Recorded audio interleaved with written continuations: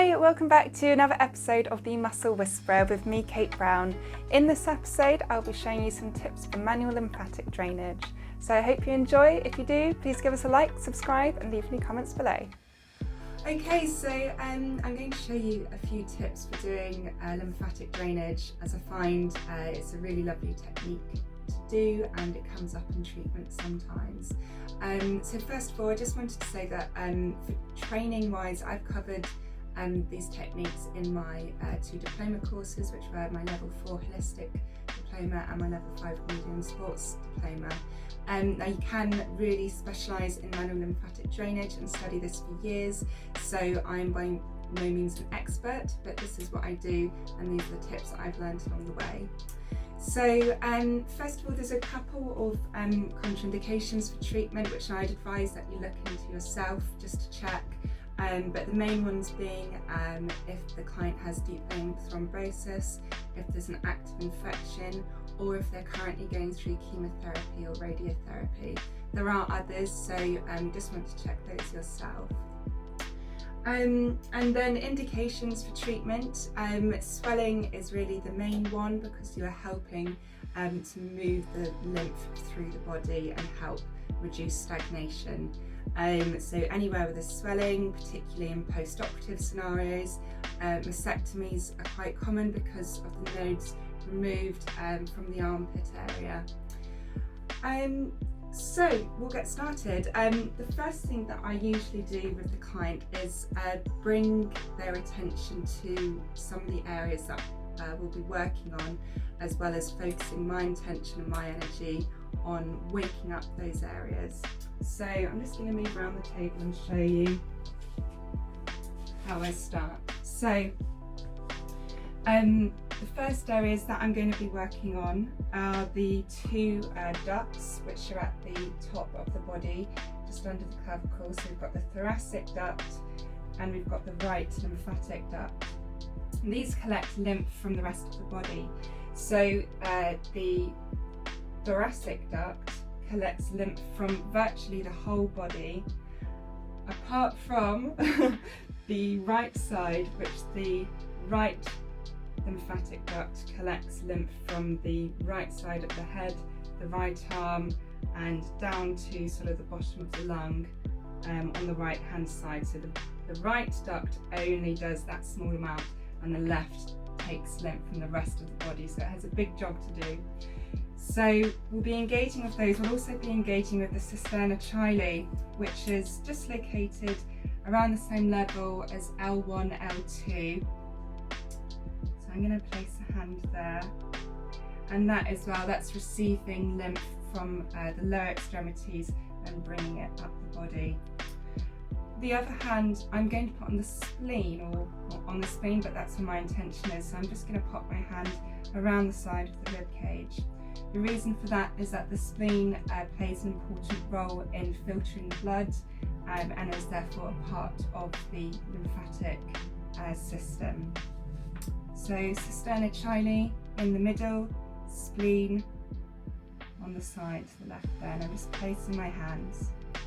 And I ask the client then to start taking a couple of nice slow deep breaths into my hands, right down into their diaphragm. So when you're ready, taking a couple of nice deep breaths.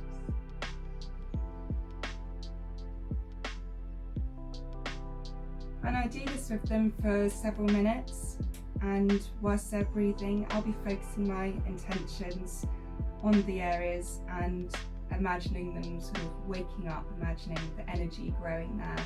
And this is priming them, getting them ready to receive the lymph from the treatment. So I do that with my hands placed as they are, and I'd also do that with my hands placed over the two ducts. So I'd stand at the head of the table and place my hands at the top of the chest and repeat that process. So a couple of minutes for each place. So that's, yeah, sort of firing things up.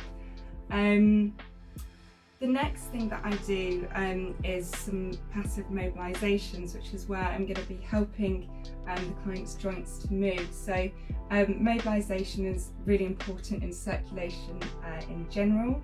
That is how a lot of stagnation occurs if the joint isn't very mobile. So we're going to do a little bit of that in the treatment as well to help sort of wake things up and get things moving. So what I would do, say I was working on the leg, I would undrape the leg that I'm working on.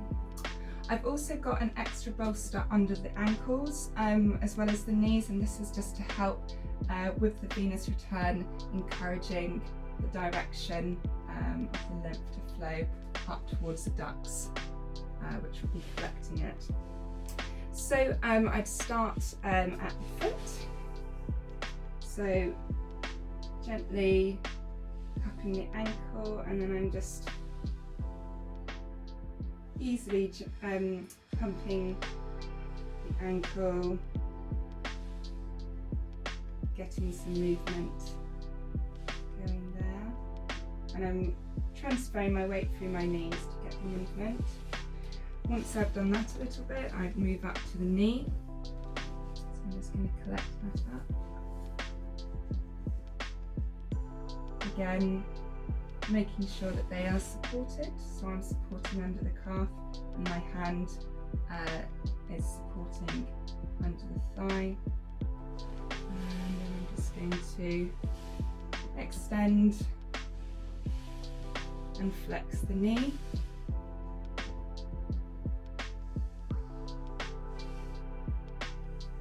And going up to the hip, my hands are cupping either side of the knee so that is nice and secure.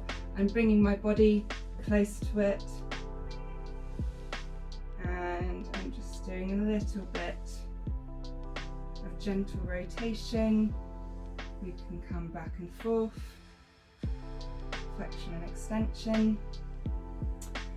But you get the idea. So some gentle mobilisations is going to really help in the whole process. After I've done mobilisations, then get on to the massage, so the manual lymphatic drainage massage. So again, if I was working on the legs, I want to be working towards the sternocleidomastoid, so that duct in the abdomen there. You've also got clusters of lymph nodes around the body, so you get those particularly in the neck, the armpits, and the groin area behind the knees. So these areas are where you want to encourage the lymph to.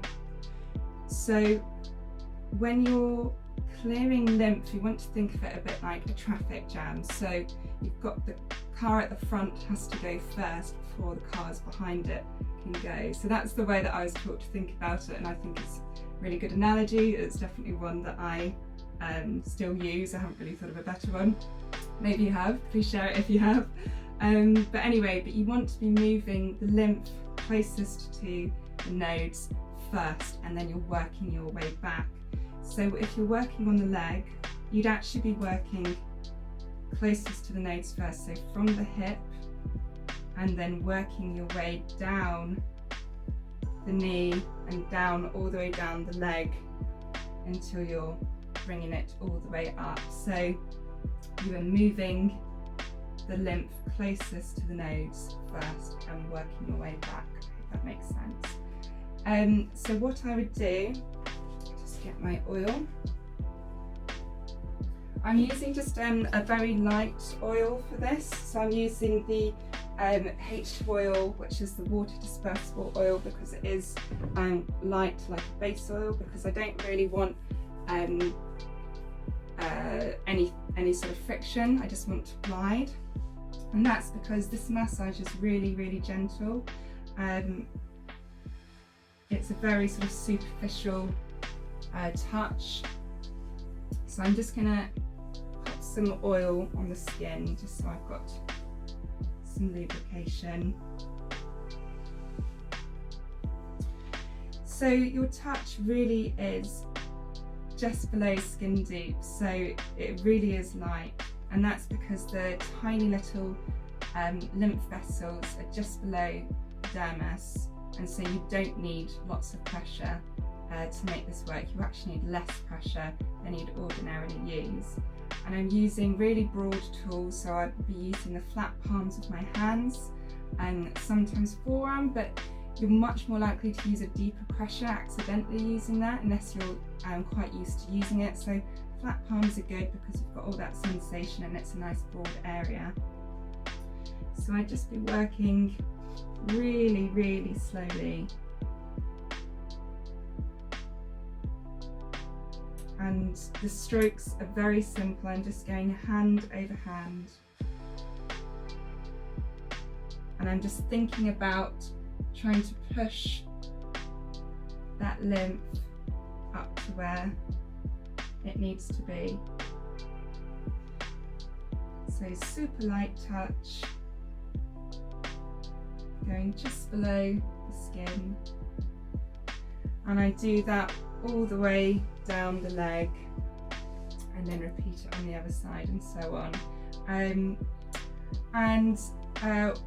Once I've finished, I often go back to the beginning and I use the holds that I was using originally. So that's sort of closing the treatment. So I might put my hand on the centre for the cisterna chyli and the spleen, and just helping the body to assimilate the treatment that we've just done. And again, go to the head of the table and holding on the ducts there. And I would also just advise the clients to really make sure that they drink a lot of water, because all of this movement of lymph really requires the body to hydrate, so just ensure that they are really aware of that. Anyway, I hope you enjoyed those tips and find them useful, and if you have any questions, just let me know. If you enjoyed today's video, then please like, share and subscribe. We look forward to seeing you again soon.